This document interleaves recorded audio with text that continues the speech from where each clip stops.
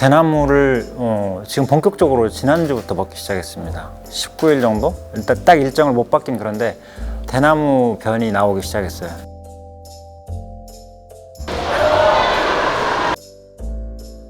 최근에 한 2주 전부터 이렇게 생활 패턴이 바뀌었거든요. 엄마가 깨우니까 또 일어나서 엄마랑 같이 알콩달콩 장난치고, 근데 이제 장난이 우리 사람들이 보기에는 장난이 아니라 거의 격투기 수준인 거죠. 나쁜 아빠는 아니고요.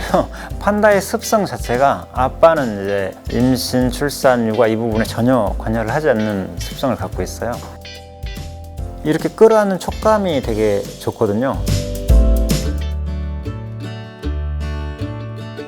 1년을 이렇게 쭉 기억을 하라고 하면 되게 짧다는 느낌이 들어요.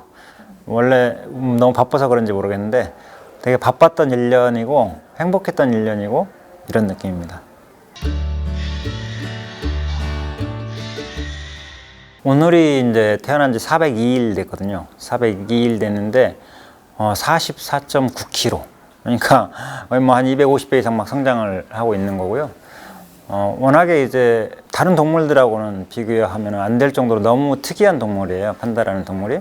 초식동물이라고 하기엔 또 육식동물의 장구조를 가졌고, 육식동물이라고 하기엔 대나무를 먹고, 너무 다른 동물들하고 비교하기 힘든 특이점들을 많이 갖고 있더라고요. 대나무를 먹고 엄마에게서 독립을 하고 이제 스스로 설 수 있는, 자립할 수 있는 데까지 딱 제가 잘 건강하게 키우면 제가 하고 싶은 걸 다 이제 했다고 볼 수가 있는 거죠.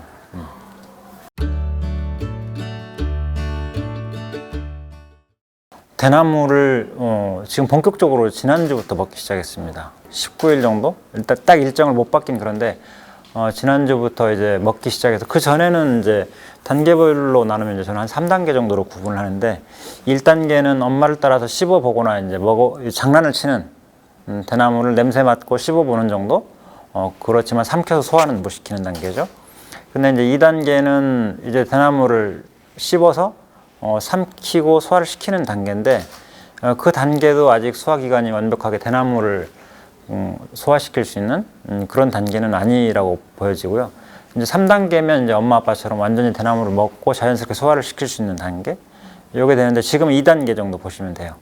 이제 본격적으로 먹기 시작했고 대나무 변이 나오기 시작했어요. 이제 어떤 의미냐면 이 친구들은 젖을 지금까지는 젖만 먹었는데, 젖만 먹을 때는 변을 한 15일에서 20일 사이에 한 번밖에 안 넣어요. 희한하죠? 사람들은 젖을 먹더라도 하루에 한두 번씩은 응가를 하는데 이 친구들은 거의 15일에서 20일에 한 번씩 응가를 해요. 근데 이제 지난주부터 대나무를 먹으면서 이 단계가 약 한 2, 3일, 한 3, 4일에 한 번씩 배변을 볼 정도? 이제는 점점 더 그 횟수가 늘겠죠. 어떤 게 맛있는지도 이제 알아요. 엄마처럼 성인 판다가, 어른 판다가 된다고 하면 하루에 10kg 이상씩은 먹어줘야죠. 제가 보기엔 요즘에 굉장히 버라이어티한 것 같아요. 일단은 요즘에 활동 시간이 좀 많아졌어요. 왜냐면 예전에는 엄마는 자고 일어나면 바로 사육사가 부를 때 들어와서 다음 먹이를 먹고 나면 또 거의 바로 수면하고 이런 생활 패턴이었는데, 요즘에는 자고 일어나면 사육사가 불러도 오지 않아요. 오지 않고 푸바오에게 가서 한 15분에서 길게는 한 25분 정도 이렇게 놀아주는 시간이 있어요. 그리고 나서 이제 그때 들어오고, 또 먹고 나서도 바로 자지 않고 또 애기한테 가서 놀아주고, 최근에 한 2주 전부터 이렇게 생활 패턴이 바뀌었거든요. 그래서 이제 거기에 따라서 푸바오도 엄마가 깨우니까 또 일어나서 엄마랑 같이 알콩달콩 장난치고, 근데 이제 장난이 우리 사람들이 보기에는 장난이 아니라 거의 격투기 수준인 거죠.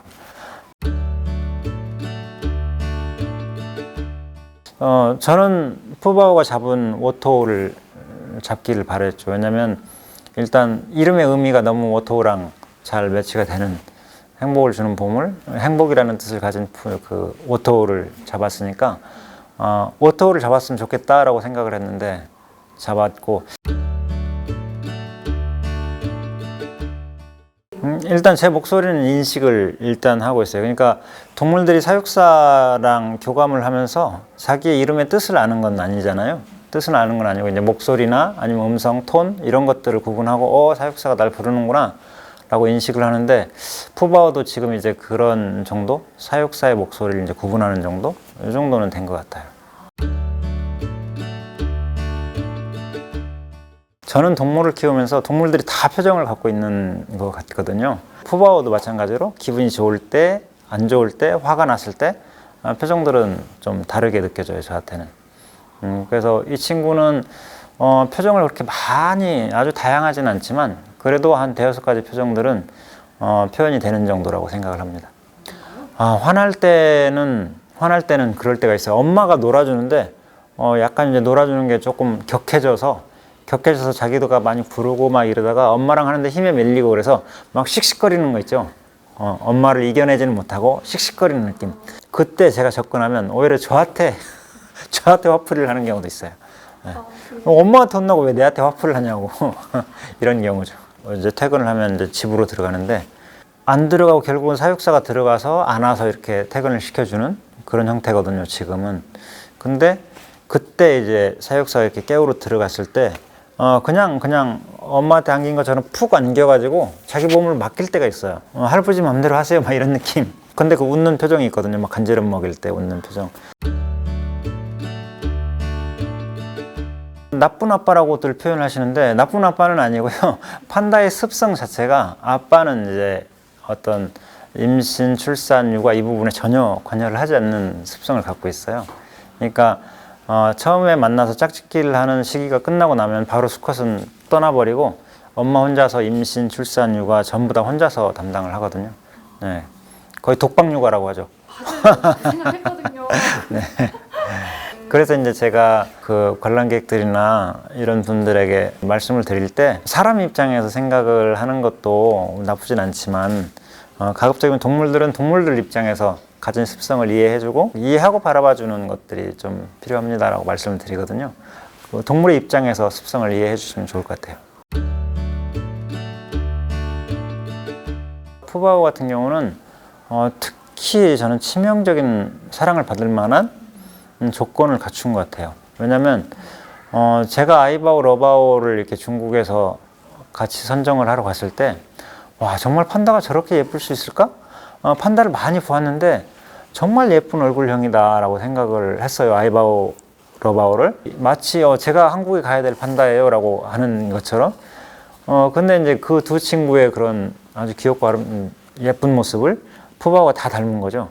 그런 아이바오랑 러바오의 그런 예쁘고 귀여운 걸 다 물려받은 푸바오가 아주 둘을 이렇게 합쳐놓은 집약체라고 저는 보이거든요. 그리고 푸바오 자랑을 너무 하는 것 같네요. 자식 자랑하면 안 된다고 그랬는데 아마 100일쯤 됐을 텐데 그때 이렇게 끌어안고 놀아달라고 하는 것처럼 그렇게 안겼을 때 이렇게 끌어안는 촉감이 되게 좋거든요. 손주가 할아버지한테 이제 걸음마를 막 배워서 뒤뚱 걸어서 할아버지한테 꼭 끌어안기는 느낌? 뭐 그렇게 표현을 저는 하고 싶어요. 그 정도 느낌. 아주 좋아요.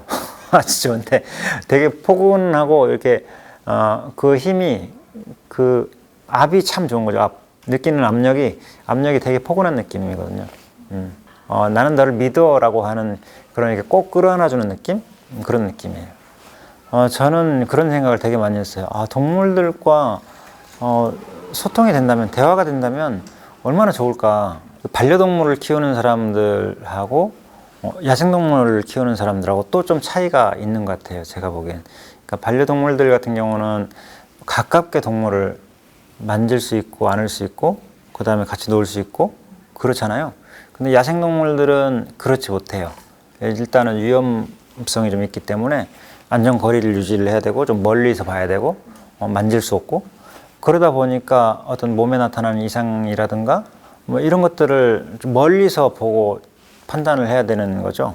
만약에 푸바오랑 동물들과 소통이 된다면 그런 대화를 통해서 얼마든지 빨리 인지할 수 있잖아요. 빨리 조치를 해줄 수 있고 그런 게 제일 희망사항이죠.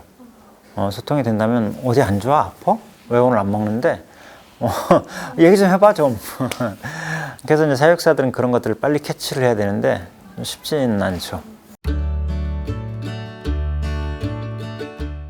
글쎄요, 저는 그냥 이렇게 그냥 생활 속에서 작은 목표들 이렇게 잡아서 그걸 이루는 것들 되게 즐기거든요. 그러니까 지금은 판다 할아버지가 되고 싶다라고 해서 이제 판다 할아버지가 됐는데 되게 단계별로 쉽지 않은 과정이었던 것 같아요. 그렇게 짝짓기 하는 것도 될까? 정말 힘들 것 같은데 하면서 됐고, 또 정말 임신이 됐을까? 이 친구들은 임신이 돼도 낳기에 한두 주, 1, 2주 전까지 임신 여부를 거의 모르거든요. 많은 사람들이 저를 이렇게 따갑게 쳐다보고 있는데 임신 됐습니다, 안 됐습니다라고 답을 못 드리니까, 또 초기 생존율이 낮은 동물이기 때문에 초기 관리를 잘 해야 되고, 이런 과정들이 쭉 왔다면 이제 마지막 단계가 엄마 젖만 먹다가 대나무를 먹는 건 큰 이슈거든요. 이제 완벽한 판다가 될 때까지 과정이 사실은 또 쉽지 않은 거죠. 이 과정을 잘 마무리를 해서 어쨌든 한국에서 처음으로 번식한 우리 푸바오가 정말 판다로서 딱 그 완성체가 되는 그때까지 제가 잘 관리하는 게 일단은 지금 목표입니다. 나에게 푸바오란 행복하고 이퀄 푸바오, 뭐 이런 느낌? 제가 34년 동안 겪었던 많은 동물들이 사육사들은 그게 제일 큰 것 같거든요. 동물들에게서 얻는 그런 추억과 경험에 의한 행복?